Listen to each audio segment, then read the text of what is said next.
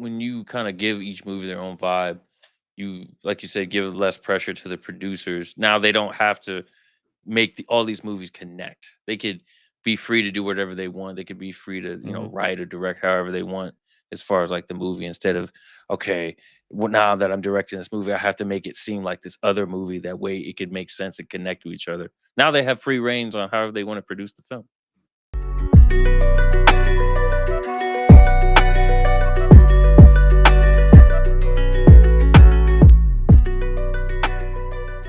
Another question I want to ask is how does this mark a shift from Snyder's more like how the previous DCU is a little bit darker? How does this Superman shift from that to where we're at now? I think James Gunn has said, um, because Snyder he tried, and that the DCEU tried really hard to keep a similar tone for all their Yeah. films, except the obviously Justice League, the original, well, the one that came out in theaters, because of that they changed directors in the middle of the process. But I think James Gunn he said each movie, each show is going to have their own vibe. Like Superman, this Superman was bright and campy, but that doesn't mean Batman is going to be. I think they're making is it a Swamp Thing? Who they're making So another I movie. It's going to be like so more horror. all I was gonna say is yeah. So this is chapter one. So chapter one is Mhm. called Gods and Monsters. So we're they've already Yeah, started off with what is it? Peacemaker, right? Peacemaker. And then we got Creature yep, Commandos, and yep, then Superman film, and then we're also gonna get Supergirl, Woman of Tomorrow, yep. and then what else are we getting? Batman, Brave and the Bold, Wonder It's- Woman, yep, and then we're supposed to get Teen Titans as well, I think, and then Swamp Thing, that'd be Swamp Thing, like you said, interesting. Yeah, okay, Swamp The Thing. Authority Yeah. and So I Clayface. think ooh, Clayface is the other Actually, one. yeah. I Oh, think go ahead. Yeah, I'll with the other ones, but yeah, yeah, I think I I think James Gunn is doing the right mhm, thing. I think it's okay for each movie, each TV show to have his own vibe. yeah, Like I think that's actually better, and I think he's taking the Star Wars approach rather than the MCU approach. The MCU announces all these things, and a lot of time they can't live up to it. And they're putting their producers, they're putting their writers, they're putting their directors in a crunch. I think James Gunn, be as he was a part of that process, I think he's being more flexible with what he's doing with DC. yeah. That makes perfect sense So because things could change at any time. Like you can change it. Like now when you kind of give each movie their own vibe, you like you said, give less pressure to the producers. Now they don't have to make all these movies connect. They could be free to do whatever they want. They could be free to, mhm. write or direct however they want as far as like the movie instead of, okay, well, now that I'm directing this movie, I have to make it seem like this other movie. That way it could make sense and connect to each other. Now they have free reigns on however they want to produce the film. Mhm. Yeah. And like I said, those tight deadlines, like the MCU comes out and gives you Yeah. dates when movies are going to come out and what movie's going to be. Um, I think that approach is why the MCU is having a bit of trouble right now, and a lot of changes happening. Whereas what James Gunn is doing in what DC is doing is giving herself flexibility, giving herself room, not working under constraints and stressing themselves out. Hey, this is what I have planned, but Yeah. things can change. Like and we will find ways to connect things if we have to. I'm not going to use one film to completely set up another film. Like each film is going to tell Yep. their own story. Um, and I like that approach. I mean, like I said, I still love the MCU, but I think their creators are getting to a um burnout.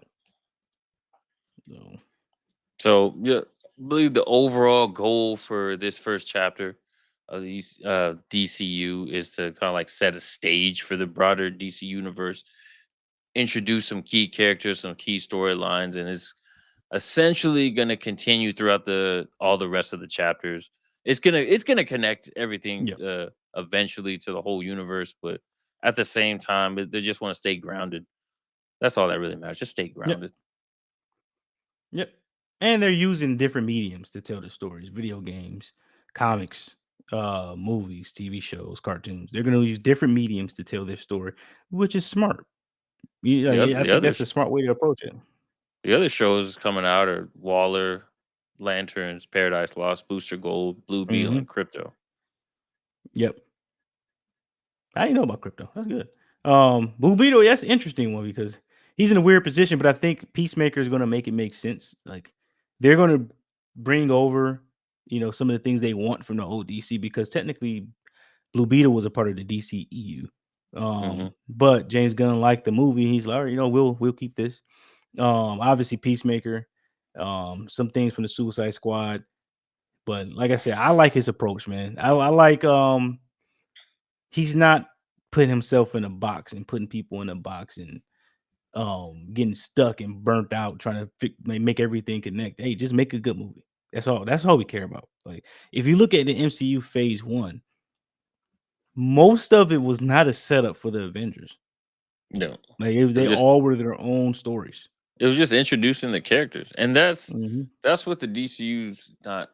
That's not their intention right now. It's a soft reboot. We're not Mhm. reintroducing. We're not reintroducing characters we already know. We're just introducing new characters to kind of fit in the Mhm. storyline. That way, we can get to where we want to be and expand this universe. Yeah, man. And the advantage I think James Gunn has over, excuse me, Kevin Feige is James Gunn is an actual writer. Yeah, Kevin Feige is not, so he really has full control of what he wants to do like I was because he can telling you create it. before. Like I was telling you before, James Gunn is working on something apparently super big that even his close people he hasn't told, because he said that if it gets leaked anywhere, some studio is going to try and recreate it. It's that big. No, I can't wait to see it, bro. Yeah. This Superman movie gave me hope. It's Yeah. not perfect. No movie is. But I think it's a great start. It kind of gives me the vibe of the first Iron Man movie. It's kind of giving that vibe where like you can sense something is about to happen. So Yeah, it made going to see DC movies again fun. Honestly, it because we haven't had that in a long time. We honestly, I feel like a lot of people were optimistic about it. That's why it did so well. It's approaching 400 million domestically, and it's only been out 2 weeks. Well, worldwide, it's approaching 400 million, so it's only been out 2 weeks. So already a big success. I already kind of felt with this cast and all the trailers and looking at the storyline and seeing everything, and obviously with the director, I already had a feeling this was going to be a huge success. They put mhm. a lot of work into it, and then they made the movie fun. They made it, kind of bring back some Superman nostalgia. It felt like a classic film to me, like an instant classic. So that's why I really enjoyed it.